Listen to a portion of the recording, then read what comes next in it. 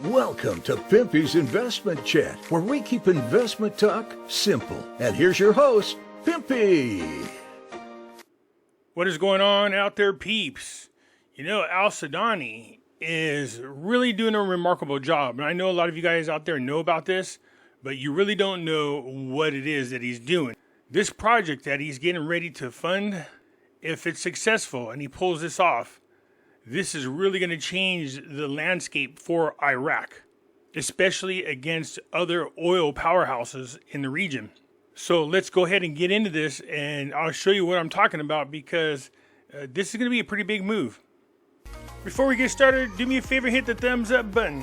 If you're not a subscriber, please do so, because when you do, it helps out the channel, and I certainly do appreciate it. If you're thinking about buying gold and silver, head on over to our friends at Miles Franklin. The link will be down below in the description. When you make your purchase, make sure you use promo code Pimpy, P-I-M-P-Y, and they'll take care of you. If you have any additional questions, you can reach us over here at this phone number or over here at this particular email. For all orders over $10,000, reach out by email and we'll make sure that you get a great deal. So come on over to Miles Franklin and add to your precious metal inventory. Just a quick reminder for those of you who are interested in investing into some stock over in Iraq, which right now is a good time. If you think about it, you'd be getting in at the ground level. This would be a good time because Iraq is really starting to take off. This might work magic for your numbers. So reach out to Wise Investments and Holdings Group. They can be reached at 850-520-2693. Just let them know that Pimpy sent you, and they'll walk you through the process. Like I stated before, they've been closed to the public now for years, and I was lucky to get aboard a long time ago. So once they made the announcement that they're going to reopen to the public for a little bit, I'd ask permission to share this with you guys, just in case you wanted a chance to jump aboard. So now here's your chance. Reach out to Wise, 850-520-2693. Let them know Pimpy sent you. So this little project right here is really bigger than people know. Iraq is preparing to establish a project that changes the oil map. Does it affect energy producers? Oh, it's going to change the map, all right. It says Iraq's budget for the current year of 2024 allocated an amount of $4.9 billion to establish a pipeline that extends from Basra in the far south of Iraq on the waters of the Gulf to the city of Haditha, located in the far west of Iraq within the Anbar border, located within the Anbar border province with Jordan and Syria, which means the return of life to the Iraqi Jordan project, which has been witnessing political opposition inside Baghdad for years, and the export of Iraqi oil through Jordan to the world through the Mediterranean, considering that the project was mainly related to the construction of oil pipeline through two stages. The first stage to Haditha, which is the longest, and the second to enter the neighboring Jordanian territories, which is interesting. Jordan is a competitor with Iran. And I'm pretty sure Iran's influence, considering that Maliki and his people are backed by Iran, that makes sense. I can understand why Iran was not too pleased with doing anything that's going to include Jordan. So there's definitely some kind of schism going on within the coordinated framework. They only come together because separate they're defeated in elections. But they came together to block Sadr more than anything else during the elections, and they were successful at it. But the truth of the matter is, right now, there's a lot of infighting going on. As a matter of fact, each group is challenging the other for this up-and-coming election. It says in areas where the predominantly Shia coordinated framework stands to gain and lose the most seats, such as Baghdad and the south, a fierce contest has emerged between Maliki and joint forces of Badr/AAH. In Diyala province, Badr and AAH have decided to test each other's strength. Wow. With AAH leader Qazi al-Khazali challenging al-Amari and al-Fiyad in their home province. In Kirkuk, Aldan, and Nineveh province, which are pacified militia colonies, the coordinated framework has chosen to remain largely united due to their need to maintain or gain influence in these provinces. So they're challenging each other's strengths. So when I said there was a schism, I knew something was going on. So this is what they want to do. Here's Basra right here. And here is the city of Haditha. This is how long this pipeline is. It's going to go right through the country. The project has for years witnessed controversy over economic feasibility, along with opposition from political and armed forces and party allies to Tehran, describing the project as allowing Iraqi oil to reach the Israeli occupation. But the proposal provided by oil economists and experts confirmed that opening a third export outlet for Iraq other than the waters of the Arabian Gulf and Turkey will give Iraq an advantage over Iran and Saudi Arabia in terms of export diversity, especially in times of military and political tensions in the Middle East. So yeah, I noticed that Iraq has been kind of bucking any suggestions that Saudi Arabia has made when it comes to oil. I didn't really give it a lot of consideration about what that might mean until I read this right here. Iraqi oil minister advisor Al Omar said that the arrival of a pipe to Haditha, western Iraq, means the possibility that Iraq will transport its oil not only through the Jordanian territory and then Aqaba, but also through a Syrian port. Omar added that the project will change the map of the oil industry and its production in the region and give Iraq a great advantage over other oil neighbors. See how Iran likes to hold on to Iraq and hold them back? Because with all these sanctions and everything happening to Iran, they actually need Iraq more than Iraq needs Iran.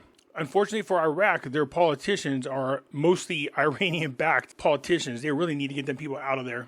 By approving the amount allocated for the start of the project, according to age, the government will start working on the implementation phase, stressing that Iraqi companies will work on it and the pipe will be implemented through the Iraqi Ministry of Industry as well.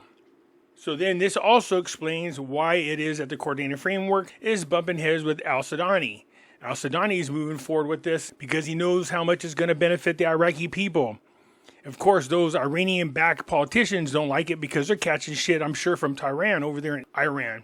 And in the past, anybody dreaming about doing this pipeline was met with a lot of resistance. But because of the schism and because al-Sudani seems to be just doing his own thing, this might actually get accomplished. Now, we don't want to count our chickens before they hatch because this is a big undertaking. This might be one of the other reasons why you're seeing Maliki start to make his move now. We know they've been using the media to try to attack al-Sudani, but it doesn't appear like it's doing any good. He's still trudging forward. He's got the money for the projects, and he's putting it to use. The Director General of the Oil Projects Company said the oil pipeline project in Hera is considered one of the most important strategic projects of the oil movement in Iraq, and it enhances the economy by enabling the country to export oil through new outlets. He added that oil produced from the southern fields is exported through our ports and loading points overlooking the Gulf, which is the only outlet for most Iraqi oil currently. And with the presence of geopolitical challenges in the region, the Ministry of Oil has taken it upon itself to diversify the export outlets, as it has prepared during the past decade a study of the northern export system with the help of most important international consulting companies and develop appropriate plans to develop new export outlets to serve the expansion of oil production in the country through licensing rounds offered by the ministry. Man, if they can accomplish this, this is really going to be huge. He continued that the modern Basra pipe falls within this trend, and the size of the tube of 56 knots, and a card that provides the export of 2,250,000 barrels per day. That's so much. It's pretty good. And it will be manufactured by Iraqi hands, and the bulk of it will be made by the Iron and Steel Company of the Ministry of Industry.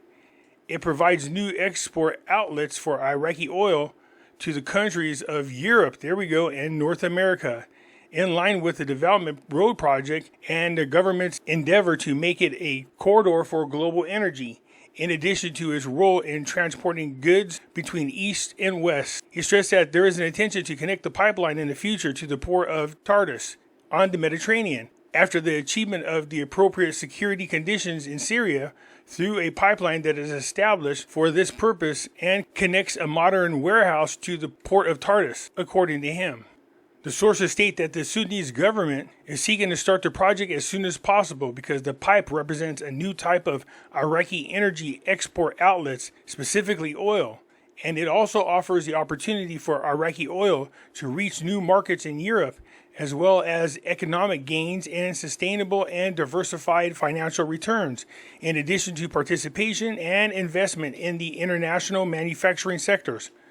Yeah, that's a lot of jobs, man. Although the financial budget of Iraq for this year includes the new pipeline project with an estimated amount of 6.5 billion Iraqi dinars, the deputies of the Basra government confirmed that they would obstruct the project. See what I'm talking about? Because of political, religious, and selfish reasons. This is why things for the Iraqi people can be so much better. There's so much opportunity for prosperity, but the government gets in their way. You can see right here, a member of the Iraqi Council of Representatives said that the strange thing in this project is that he was rejected by most Iraqi parties during the period of al-Qadimi's previous government, but the parties themselves currently agree with it. And we do not know what the reasons, especially that the information is scarce about it, and we do not know the reasons for the government's secrecy on this. I think it's because not everybody is in agreement on this. So you can see right here, one of the biggest political issues is the fear that somehow, some way, Israel is going to end up with this oil. This paragraph sums it up pretty good. One of the problems that may face the project is the rejection by some regional pivotal countries to hinder Iraq's attempts to diversify Iraqi oil exports ports to the West, in addition to security pressures and problems in stability, which are still an obstacle to the completion and success of any Iraqi project, not to mention the possibility of opening new outlets for corruption inside and outside Iraq because of the high cost of construction. Obviously, it doesn't bother al-Sudani, and he's moving forward with this project. Look how much territory that is. You can understand how there could be a lot of problems. People sabotaging it, people blowing up, people digging holes down into the pipeline and stealing some of the oil from it. I mean, there's all kinds of things that could go wrong. But if al-Sudani could pull this off and they start using this pipeline and start entering into new markets, this would be huge for the Iraqi economy and the Iraqi people. Anyways, I just wanted to share this with you guys. Let me know what you think. Do you think al-Sudani will be successful in this? Because this is a huge obstacle. And right now, it doesn't seem like anything is stopping him. He's just trudging forward no matter what. And also, like the article said, it's strange that the government would allow this and that there's a lot of secrecy involved with this. Anyways, that's it for now. Let me know what you think. I look forward to hearing from you. I'm out.